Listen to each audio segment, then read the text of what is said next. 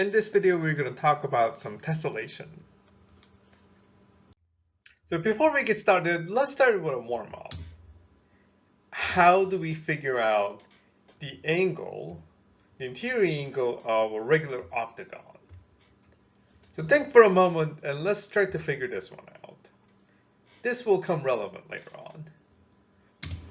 Remember, the sum of internal angle for an octagon, the way we figured out was that we would multiply 180 by 8 and subtract by 360, which gives you 1080. So for the interior angle would be just 1/8 of 1080, which is 135 degrees. So before I give you the definition of tiles or tessellations, let's take a look at these two pictures. And these are examples of tessellations in real life. How would you describe these pictures to elementary students? Try to come up with your own description of these two pictures. For the picture on the left, this is a beehive. It's made out of hexagons. It's yellow overall, and you can see hexagons are next to each other in a very compact way. In the same spirit, on your right, you see a square tile made out of two different colors. That's how you would describe these two pictures. Now let's develop. Okay, so let's sharpen our understanding of tessellation. So start with some examples of tessellations. And let's take a look at some non-examples of tessellations. How are they different? Think for a moment and try to come up with your own answer. Now for non-examples, for the picture on top, you can see there are spaces between circles. They don't fit compactly into the planes, whereas on the bottom, you see a lot of circles overlapping with each other. So that should tell us something about the definition of tessellation. So what is a tessellation?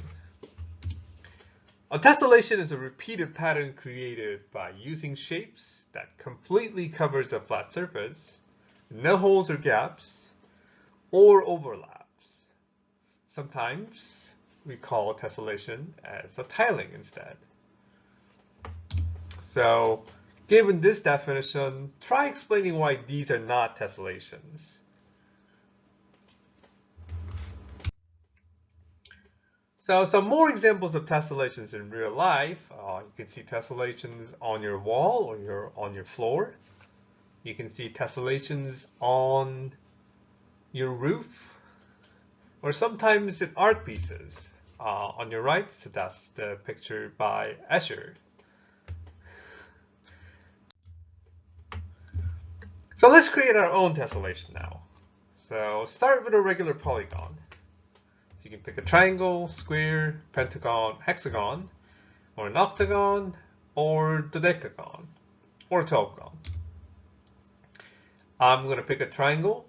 So let's pick multiple triangles of same size. I'm just picking different colors just to make it much easier to identify.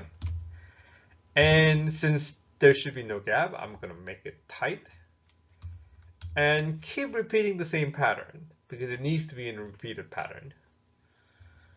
So if you want to play this on your own, try and go to the link in the description. Or you can simply search Tessellation Creator. And there's a cool web page that allows you to build your own tessellation. So by trying it out, you'll probably notice that you can only build tessellation using triangles, squares, or hexagons. Which brings up the question, why no pentagons or octagons? So let's try to make some observation for that. So it needs to be in repeated pattern in order to be a tessellation, which checks out because I'm only using the same pentagon over and over again. But if I try to make no holes or no gaps, you'll probably notice that it's impossible. So if I have 3 pentagons like that, the gap between it is too narrow for a pentagon to fit. So how do we actually know that? Let's take a look at the internal angle for a pentagon. So the sum of internal angles for a pentagon is 540 degrees. So for a regular pentagon, the internal angle must be 108 degrees. So 3 over 180 degrees, that's 324 degrees. So this gap here measures 38 degrees. So in order to actually fit together compactly, we need to have the internal angle be a factor of 360 degrees. In other words, the internal angle, if you multiply them by some integer, that must be 360 degrees. You can try with other polygons too. So for example, if I try with octagon, the internal angle is 135 degrees. And that is not a factor of 360 degrees. And same thing goes for decagon and dodecagons. So by that, we can easily observe that triangle, square, and hexagons are special regular polygons that can tile the plane. So these are called the regular tessellation, by the way. Well, so let's bend the rule and try to build a tessellation with 2 or more polygons. So we're going to choose multiple polygons now. So triangle, square, pentagon, hexagon, octagon, and so on. And it's probably good to have, internal angles on our side. So I have a table right here. And let's try to build some patterns here. So I can build with triangle and a hexagon, form a pattern like this. I can build another one with only using squares and triangles. And you can build some exotic patterns here too. So what is so special about these tessellations? Well, fix a vertex. Let's take a look at this point right here. So it has a triangle, hexagon, a triangle, and then another hexagon. And you can see the internal angle is respectively 60 degrees, 120 degrees, 60 degrees, and another 120 degrees, which sums up to 360 degrees. Same thing goes with this point right here, that it starts with a triangle, square, triangle, triangle, and then a square. So respectively, the internal angles are 60 degrees, 90 degrees, 60 degrees, another 60 degrees, and 90 degrees. And they also add up to 360 degrees. So in order to actually form a tessellation, the internal angles must add up to 360 degrees. And so whatever point that you pick, for these tessellations, you always follow the same pattern of triangle, hexagon for the first one, or triangle, square, triangle, triangle, square. So to name those things, we usually just have a convention of naming them by the number of sides. So for triangle, hexagon, we simply call them 3636 tessellation.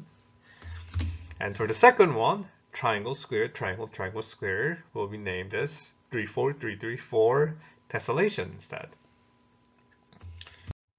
Now you can even make the tessellation much more complex. And the upshot is, as you introduce more polygons and patterns, the tessellation becomes non-uniform. But regardless of the complexity, you can still observe that in order to fit completely, you need to have angles add up to 360 degrees. So if you have, say, a hexagon, a square, a triangle, followed by a square, then 120 degrees plus 90 degrees plus 60 degrees plus 90 degrees must add up to 360 degrees, for example.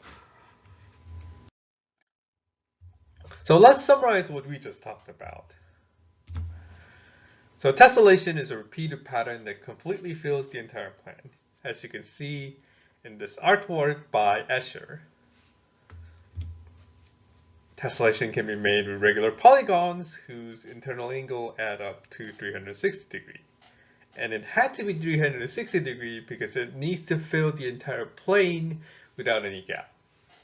And that showed how geometric concepts, such as internal angles, are related to some real-life applications. Thank you for watching, and I'll see you next time.